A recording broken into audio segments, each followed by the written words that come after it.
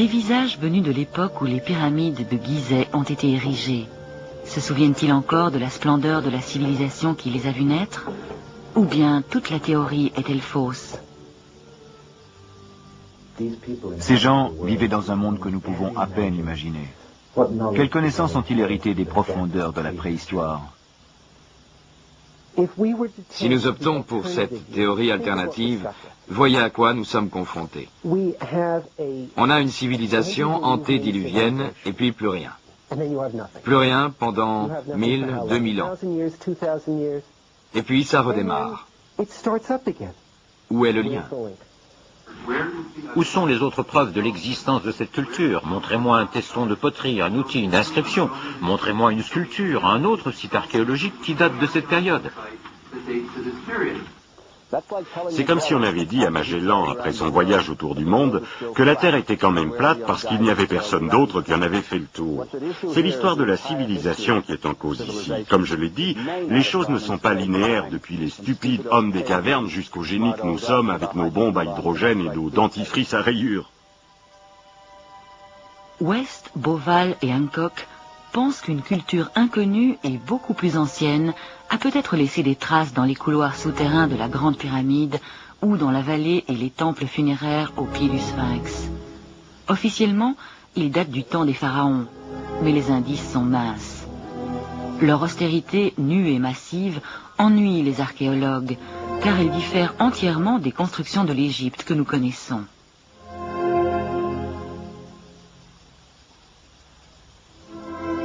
Des vestiges de ce passé ne sont-ils pas enfouis quelque part si profondément que personne ne les a trouvés jusqu'à présent? C'était le cas de cette étrange structure.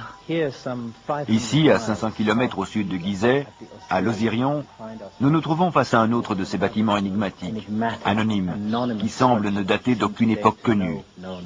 1500 mètres, ou même plus, en dessous de la surface des autres temples pharaoniques des alentours.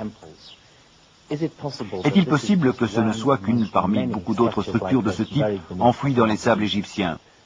Des pharaons ont ajouté des bas-reliefs à ces murs, mais à l'origine, ils étaient anonymes et nus, laissés à l'interprétation libre des générations futures. Les gens aiment imaginer des choses. Vous savez, Monsieur West, Monsieur Bauval, et Monsieur X et Monsieur Z, tous ces gens viennent passer un jour ou deux sur le plateau de Gizeh. Ils en repartent avec une théorie et la publient. Il faut que cette théorie soit folle, fantastique. Parce que si on développe une théorie fantastique, on sera riche et célèbre. C'est ce qu'ont fait messieurs Bauval et West. L'argent n'a rien à voir. Je fais ces recherches depuis 20 ans sans avoir gagné un centime. Il faut aller au fond des choses. Le problème, c'est de trouver la vérité. Et pour cela, nous faisons appel à d'autres disciplines. Je ne crois pas que les égyptologues soient à la hauteur de la tâche. Venir sur un site comme celui-ci, avec une vision unidimensionnelle des choses, une perspective étroite, et prétendre qu'on peut tout interpréter, ce n'est pas rendre service à l'humanité. Parce qu'on a empêché d'autres disciplines d'utiliser leur potentiel à Gizeh.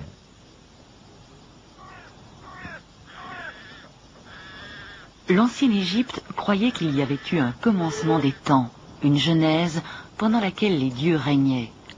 Le plus grand complexe sacré de la Terre est un monument à cette croyance. Le grand Sphinx est-il un héritage laissé par une civilisation inconnue? Les pyramides ont-elles été érigées au hasard, comme le croient les experts, ou étaient-elles un projet élaboré avant le début de l'histoire et transmis aux pharaons qui l'ont terminé?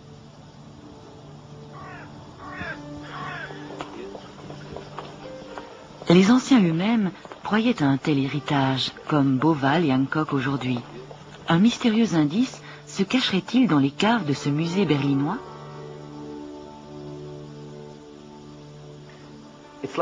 C'est comme la carte d'un trésor, sur laquelle une croix indique l'endroit approximatif où sont cachées les pièces d'or.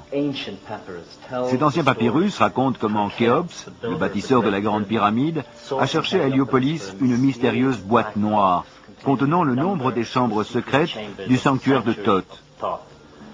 Quelle était cette arche de Thoth? Un répertoire de la sagesse ancienne dont Khéops avait besoin afin de construire sa pyramide?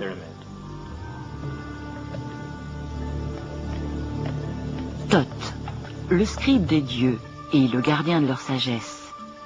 Une arche perdue renfermant un savoir venu d'un passé très lointain?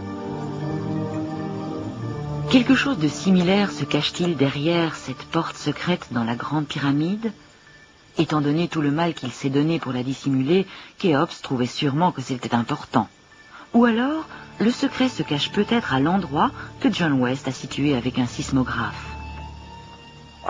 Notre sismographe a révélé qu'à l'endroit où je suis, c'est-à-dire entre les pattes du Sphinx, il y a une vaste chambre souterraine de 12 mètres sur 15, de forme rectangulaire, et enfouie à 5 mètres en dessous de la surface du rocher.